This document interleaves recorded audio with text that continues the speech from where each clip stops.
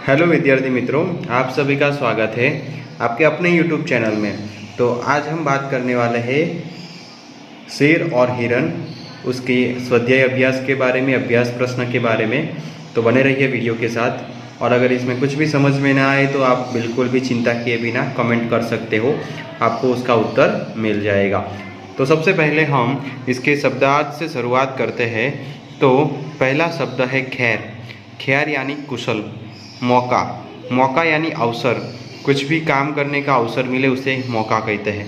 परदेसी यानी दूसरे देश का वासी, दूसरे देश से आने वाला। बदन, बदन यानी अपना शरीर, हमारा देह। खूंखार, खूंखार यानी हिंसक जानवर। मित्रों, आपको जो भी खूंखार हिंसक जानवरों के नाम पता है वो आप कमेंट में लिखना है। जो बच्चा सबसे ज़्यादा हिंसक जानवर के नाम लिखेगा उसे उसकी कमेंट को मैं लाइक करूँगा। सत्यानाश, बर्बादी, पूरी तरह बर्बाद कर देना यानी सत्यानाश। हिम्मत, हिम्मत यानी साहस और इंतज़ाम करना यानी प्रबंध करना। हम कई बार कोई फंक्शन होता है तो हम कई सारी चीज़ों का इंतज़ाम करते हैं, उसे प्रबंध कहते हैं। यानी खाने का, फिर बहुत सारी चीज़ों, मिठाइयाँ, सब कुछ। उसके बाद है श्रुत लेखन। आपको इसको सुनना है और लिखना है, देख देख कर नहीं लिखना है। मैं बोलूँगा और आप बिना देखे लिखेंगे, उसे श्रुत लेखन कहते हैं। चलिए, पहला है नुकीली, नुकीली। दूसरा 99, तीसरा 90, बुद्धि, सत्यानाश, इंतज़ाम, हिम्मत। ये आपके कुछ शब्द है जिसको आपको सुनना है और फिर लिखना है। तो ये आपको खुद करना। उसके बाद कुछ करने का समय। तो बच्चों, ये आपको खुद अपने टेक्स्ट बुक में करना है। कौन किसको खाता है, अलग अलग रंग से रेखा चित्र बनाना है।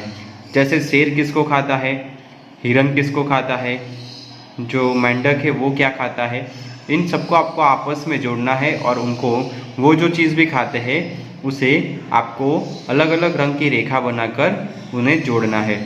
कौन किसे खाता है, इसे खाद्य श्रृंखला कहते हैं। यहाँ 2 खाद्य श्रृंखलाएँ दी गई है। यहाँ पर आप देख सकते हो कई जानवर ऐसे हैं जो घास खाते हैं, कई जानवर है जो एक दूसरे को खाते हैं, यानी मांसाहारी है, और कई शाकाहारी है। तो ये आपको बच्चों खुद करना है। बहुत आसान है, थोड़ा सोचिए और आप इसको कर लेंगे। अब अभ्यास प्रश्न की बात करते हैं।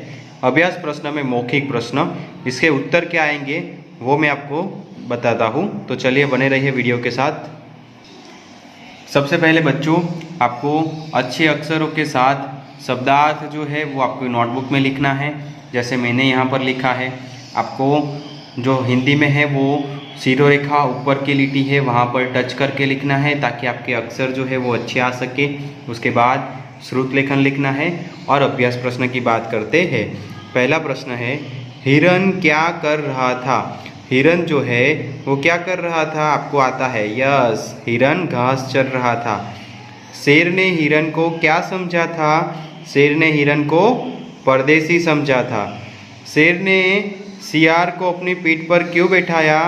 शेर ने सियार को अपनी पीठ पर बैठाया क्योंकि वो अपना डर दूर करने के लिए शेर ने सियार को अपनी पीठ पर बैठाया था। उसके बाद आगे का प्रश्न है, सियार को क्या सबक मिला। सियार को ये सबक मिला कि ताकतवर के सामने समझदारी नहीं दिखानी चाहिए।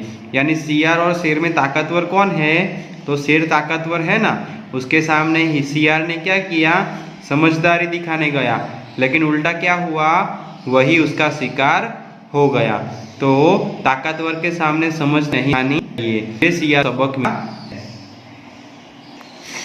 बच्चों, यहाँ पर मौखिक प्रश्न के उत्तर हमारे कंप्लीट हो गए हैं। अब मैं आपको सही वाक्यों के सामने राइट और रॉन्ग वाक्यों, गलत वाक्यों के सामने रॉन्ग का निशान लगाने हैं। शेर को देखकर हिरन घबरा गया था। हाँ, तो उसमें राइट आएगा। शेर ने पहले कभी हिरन नहीं देखा था। हाँ, तो शेर ने पहले ऐसा हिरन नहीं देखा था। शेर बदन पर धब्बे, बदन पे सफेद किसके पर, शेर फिर हिरन, तो हिरन पर थे ना, ये गलत आएगा। सियार से अधिक सी था, तो राइट है, सियार जो शेर से अधिक सी था। आगे सियार ने शेर को अपनी पीठ पर बैठा लिया। तो सियार ने शेर को बिठाया था या शेर ने सियार को बिठाया था, तो इसका उत्तर रॉन्ग आएगा। हिरन ने उछलकर शेर पर वार किया। हिरन ने शेर पर वार किया था, नहीं किया था, गलत आएगा। वार किसने किया था? शेर ने वार किया था सियार पर। तो यहाँ पर ये वाला प्रश्न हमारा खत्म होता है। दिए गए प्रश्नों के उत्तर लिखिए। इसके उत्तर मैं आपको बताता हूँ। चलिए अब इसके उत्तर हम लोग जानेंगे।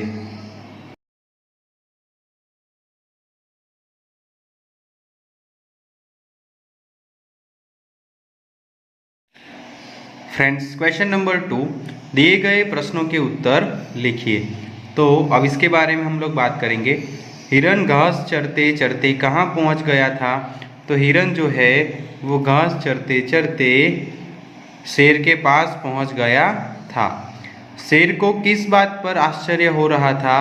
शेर को इस बात पर आश्चर्य हो रहा था कि हिरन उससे बिल्कुल भी नहीं डर रहा है। हिरन ने अपने शरीर पर पड़े धब्बों के बारे में शेर को क्या बताया था? हिरन ने शेर को बताया कि जब भी वह एक शेर को मारता है उसके शरीर पर एक धब्बा बन जाता है। शेर को सियार को एक साथ देखकर हिरन ने क्या सोचा कि हिरन ने सोचा कि वह मरने वाला तो है ही, क्यों ना हिम्मत से काम लिया जाए। शेर ने सियार के साथ क्या किया? शेर ने सियार को जमीन पर गिराकर उसकी गर्दन पर अपने नुकीले दांत गड़ा दिए और उसे घसीटते हुए तेजी से दूसरी ओर भाग गया। तो ये शेर ने सियार के साथ किया था। तो ये यहाँ पर हमारे प्रश्न के उत्तर खत्म होते हैं। अब इसके आगे वाक्य पूरे कीजिए, उस पर हम लोग बात करते हैं बच्चों। तो क्वेश्चन आंसर में आपको कुछ भी समझ में न आए तो भी आप पूछ सकते हो। बाकी वीडियो को दोबारा देख लीजिए, आपको अच्छे से समझ में आ जाएगा। ये क्वेश्चन नंबर 2 के सारे उत्तर हो गए हैं बच्चों। अब क्वेश्चन नंबर 3, वाक्य पूरे कीजिए। यहाँ पर आपको एग्जाम में ऐसे ही पूछा जा सकता है।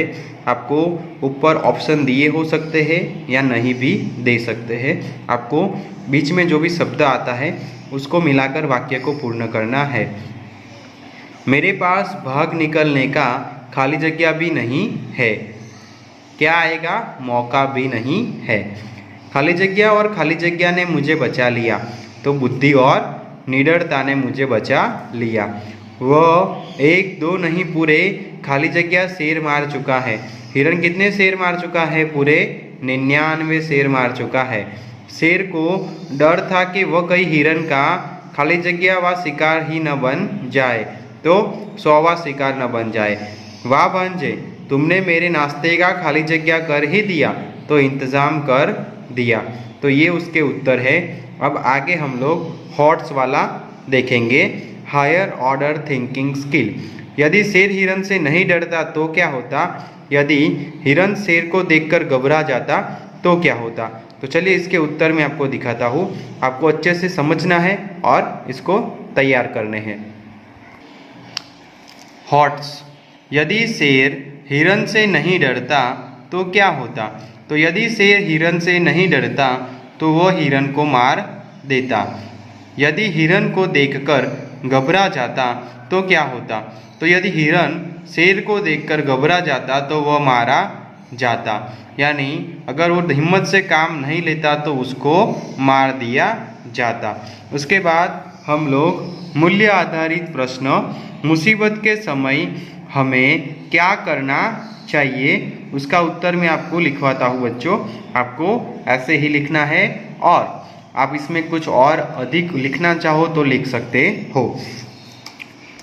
मुसीबत के समय हमें क्या करना चाहिए? मुसीबत के समय हमें घबराना नहीं चाहिए। सबसे पहले हमें घबराना नहीं है, हमें साहस और धैर्य के साथ सूझबूझ और समझदारी से मुसीबत का सामना करना चाहिए। हमें इन बातों का ध्यान रखना है। तो ये हमारा मूल्य आधारित प्रश्न और हॉट्स दोनों यहाँ पर कंप्लीट होते हैं। इसके बाद यहाँ पर चित्र आधारित प्रश्न, यानी आपको चित्र में देखकर वहाँ जो भी बताया गया है उसको देखकर उत्तर देने हैं। शेरनी किसका शिकार कर रही है? शेर देख रहे हो, शेरनी हिरण का शिकार कर रही है। शेरनी के बच्चे को क्या कहते हैं? तो शेरनी के जो बच्चे हैं उसे शावक कहते हैं। हिरण के बच्चे को क्या कहते हैं? हिरण के जो बच्चे होते हैं उसे मृग शावक कहते हैं। और झुंड में कौन रहता है? तो झुंड में हिरण भी रहते हैं और शेर का भी झुंड होता है, लेकिन हिरण ज़्यादातर झुंड में देखने को मिलते हैं। उसके बाद भाषा। नीचे दिए गए वाक्यों में सर्वनाम शब्दों को रेखांकित कीजिए। तो सर्वनाम किसे कहते हैं वो सबसे पहले हम जानने का प्रयास करेंगे। यहाँ पर बच्चों हमें सर्वनाम शब्दों को रेखांकित करना है, लेकिन सर्वनाम किसे कहते हैं ये सबसे पहले जानना बहुत ज़रूरी है। तो सबसे पहले मैं आपको बताऊंगा सर्वनाम। सर्वनाम यानी इसे इंग्लिश में प्रोनाउन कहते हैं। उसकी व्याख्या देखते हैं। वाक्यों में एक बार संज्ञा का प्रयोग करते ही तथा उसी संज्ञा के प्रयोग की आवश्यकता होने पर भी बाद के वाक्यों में उसका प्रयोग नहीं करते। उसके स्थान पर वह, उसका आदि शब्दों का प्रयोग करते हैं, तो उसे संज्ञा के स्थान पर प्रयुक्त होने वाले ये शब्द सर्वनाम कहलाते हैं। यानी कि जिस शब्द का प्रयोग संज्ञा के बदले होता है उसे सर्वनाम कहते हैं। नाम के स्थान पर आने वाले शब्द को ही सर्वनाम कहते हैं। यानी मेरा नाम जो है उसके बदले मैं लिखूंगा तो वो सर्वनाम है। जो विकारी शब्द प्रसंग के अनुसार किसी संज्ञा के स्थान पर प्रयोग किए जाए उन्हें सर्वनाम कहते हैं। जैसे तृष्णा ने कहा कि मैं मिठाई लूँगी, तो यहाँ पर तृष्णा और मैं दोनों एक ही बारे में, खुद के बारे में ही बात कर रही है, लेकिन दूसरी बार उसने अपना नाम नहीं लिखा है, मैं शब्द लिखा है, तो वो हमारा सर्वनाम है। सालू ने संध्या से कहा कि क्या वह नहीं पढ़ेगी, तो यहाँ पर मैं और वह जो है वो सर्वनाम है। तो हम इतना रखते हैं। इसमें आगे बहुत कुछ है, वो हम डिटेल में फिर देखेंगे। तो चलिए अब वापस से हमारे टेक्स्ट बुक में। अब मेरी खैर नहीं, तो यहाँ पर मेरी शब्द सर्वनाम है। इसके माथे पर यह नुकीली सी चीज़ क्या है, तो इसके और ये हमारे सर्वनाम के शब्द है। तुम कौन हो, तो तुम और कौन। आपसे नहीं बना तो मैं तो हूँ ही, यानी आपसे यानी शेर से, और मैं मतलब सियार, तो दोनों के नाम के बदले इन शब्दों का प्रयोग किया गया है, यानी ये सर्वनाम है। तुमने अपना वादा पूरा कर ही दिया, यानी यहाँ पर तुमने और अपना ये दोनों है वो सर्वनाम है। तो आई होप बच्चों आपको समझ में आ गया होगा कि सर्वनाम शब्दों किसे कहते हैं। पढ़िए और समझिए। 1 तो पहला, 2 तो दूसरा, 3 तीसरा, 4 और चौथा। जैसे आगे हमने बात की वैसे आपको यहाँ पर लिखना है। 5 तो पाँचवा, 6 तो छठा, 7 तो सातवां, 8 आठवां, 9 तो नौवां, 10 और 10वां। तो ये सारे इसके उत्तर है। इसके बाद क्वेश्चन नंबर 3, दिए गए शब्दों के समान अर्थ वाले शब्द लिखिए। तो जानवर को दूसरे किस नाम से समान उसका अर्थ है? पशु। बदन तो हमारा शरीर। छोर तो नदी के इस छोर से उस छोर पर जाना है, यानी किनारा। हिरन तो मृग। परदेश तो विदेश।